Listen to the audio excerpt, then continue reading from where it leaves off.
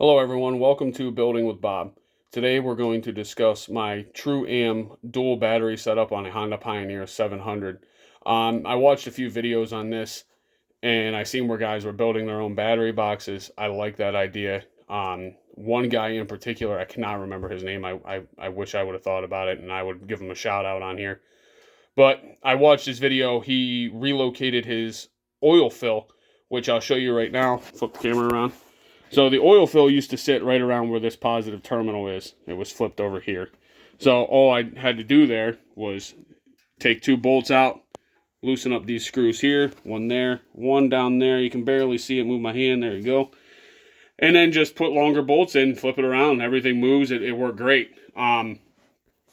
So with doing that, gave me all this room here for my battery box. The battery box is big. I made it big because this is a cheap $35 battery. I don't really care too much about it. If it goes to crap, I can put another battery in. I made it bigger so I can put a multiple different size batteries in here. I also drilled holes in the bottom for drainage. If water gets in there, if it leaks battery acid, anything, it will drain out. It is made of stainless steel. So then I put a shelf on there. I'm going to use this for a fuse block. Then I can run two wires into the battery and just hook everything to this. There's a black plastic cover that goes over here, and there's a gap right here. Not a gap, there's a hole. And that hole will give me access to all this without having to remove it, which I really, really like. I don't really have to remove anything but the seat to get access to my fuse, my fuse block and my battery. So I had some angle here around the frame. I don't like to drill the frame or anything like that. It's a brand new machine. I put rubber in here to keep it from rubbing. I bolted it through two places. It is very, very tight, very, very secure. This arm here comes over and just floating on this rail here, this frame rail here. That moves us a little bit, but I really don't care too much about it. It'd be held in place with this black plastic piece that I did have to make a small modification to. Don't mind everything flopping around here, I'm sorry. So this is the black cover that goes over top or underneath your seat that covers up all this stuff. And as you can see right here, I'm missing one of these flutes. I had to cut it off, grind it down. It fits great. If that's the only modification I have to make to put a battery box in this, that's really good. I'm not real big on drilling or hurting the machine at all to do this. So I try to keep everything as least destructive as possible, we'll say. All right. So then the wires. So got your positive, negative. I run my negative to my main battery. This is the auxiliary battery. I run the negative to my main battery. Runs over here, underneath this stuff here, all the way up. Make sure you guys are zip tying a lot. You don't want this stuff to go anywhere, okay? So, and then here's your True-Am. This is like, I don't know, the switch, I guess. It switches off. So if you draw your auxiliary battery down, it switches off and won't let you kill your main battery here. And then when you start the vehicle up, there's a switch in here that opens up, then it starts charging your secondary battery or your auxiliary battery. They give you Velcro and double-sided tape to put this on. I didn't like that idea. There were two holes there. So I drilled it out with, I can't remember what size drill bit, but it takes an M3 screw. An M3 screw goes in there, runs through, a couple nuts on the backside. That thing's very secure. It's not going to go anywhere. So then I run the wires. Everything's all tidied up here.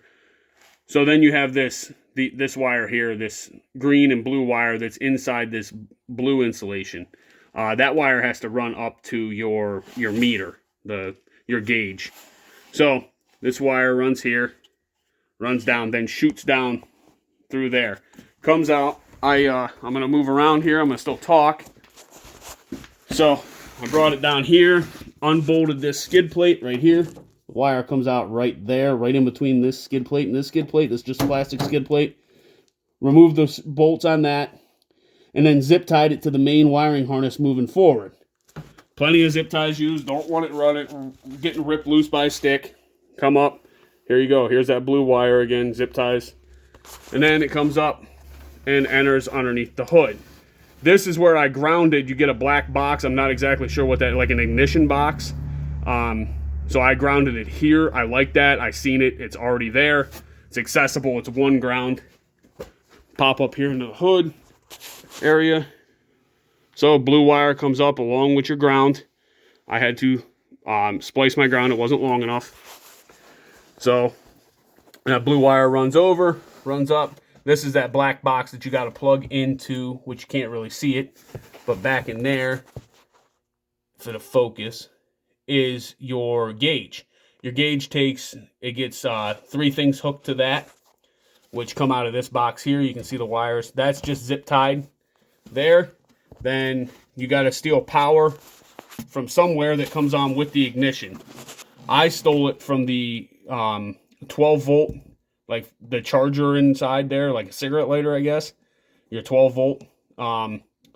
I just stole power from that. It comes on with the key. That's what they want you to do. They want you to steal power from something that comes on with the key. So that's my setup there. We'll bring you around and show you the gauge. There's the gauge. I'll turn it on. There you go. You're reading. I'm going to fire it up. So it charges the main battery, and then here in a second, there's a blue light that will kick on right here. When that blue light kicks on, just like that, come back up here, and it starts to charge your auxiliary battery. So when that blue light goes out, your auxiliary battery is in trouble, apparently. I really hope that this helps you guys out. I didn't find a ton of information on what to do and how to do it. The instructions on this True AM dual battery kit were a little lackluster, I'll say. I did figure it out with some videos and everything else. I really like the idea of the battery box being located there. I've seen where other guys have located them under the hood. But if you like it, hit that like button. If you really like seeing anything moving forward, I have Honda windshield installed, Honda roof installed. I installed some side mirrors and a rear view mirror. I've also started installing a winch. So there's going to be a couple more videos coming on that stuff. So hit that subscribe button if you guys want to see all that stuff.